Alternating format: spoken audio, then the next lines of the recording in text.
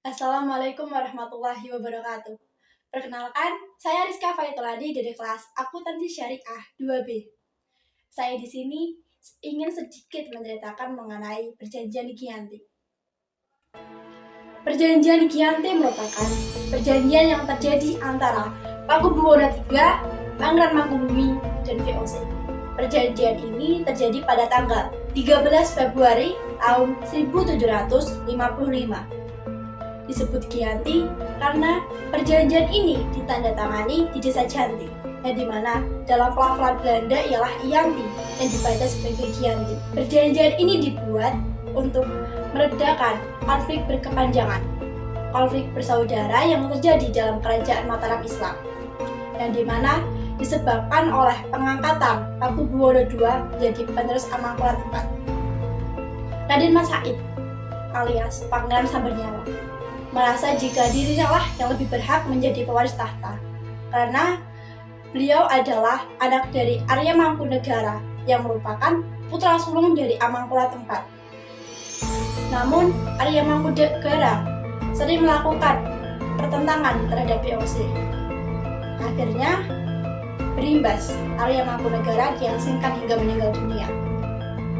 Saat pemerintahan Pakubuwono II mengeluarkan suatu kebijakan, yaitu memindahkan ibu kota kerajaan yang dari Kartasura menuju Surakarta. Hal ini terjadi pada tahun 1745.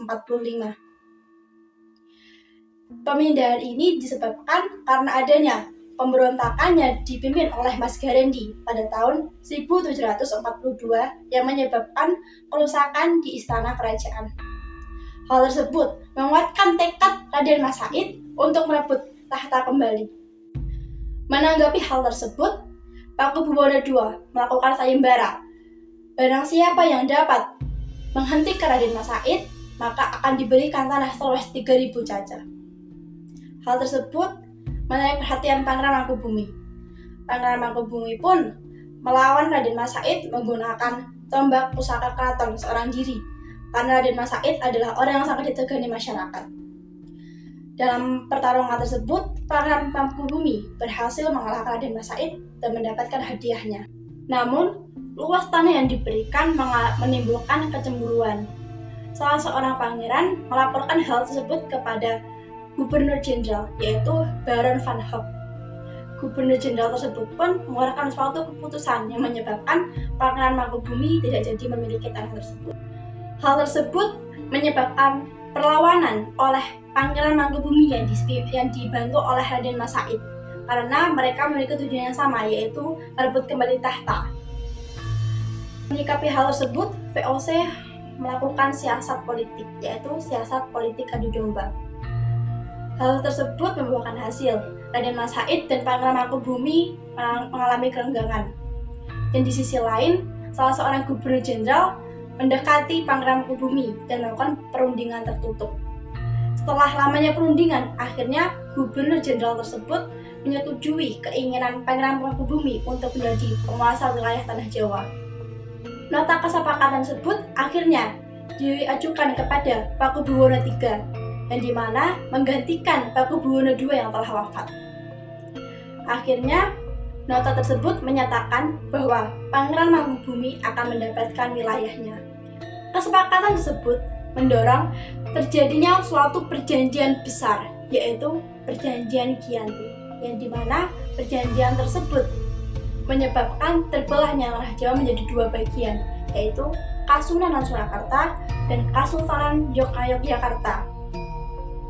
Dari tersebut, Pangeran Mangkubumi menjadi Sri Sultan Hamengkubuwono I yang menguasai daerah Kasultanan Yogyakarta dengan gelar Senopati Ingalego Sayyidin Panatagomo Khalifatullah. Setelah perjanjian tersebut, Raden Mas Said atau Pangeran Sambernyawa masih terus melakukan pemberontakan. Beliau masih terus menuntut haknya untuk menjadi penguasa wilayah. Pada tahun 1755, Raden Mas Said berhasil mengalahkan satu kelompok VOC.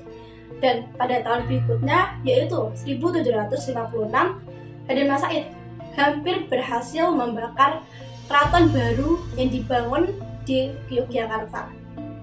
Setelah bertahun-tahun, VOC akhirnya mengalah dengan ditandatangannya Perjanjian Salatiga pada tahun 1757.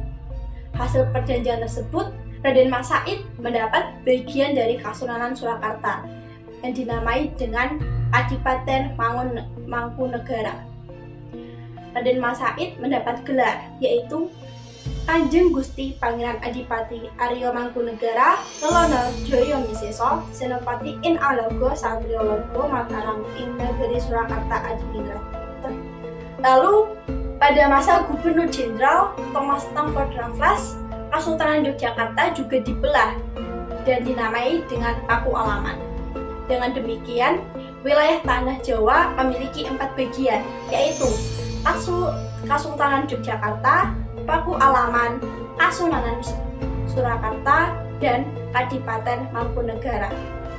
Seiring berjalannya waktu, pada masa Republik Indonesia Merdeka ini, Kasunanan Surakarta dan Kadipaten Mangkunegara dijadikan sebagai cagar budaya, sedangkan Kesultanan Yogyakarta yang di dalamnya terdapat Paku Alaman menjadi daerah istimewa.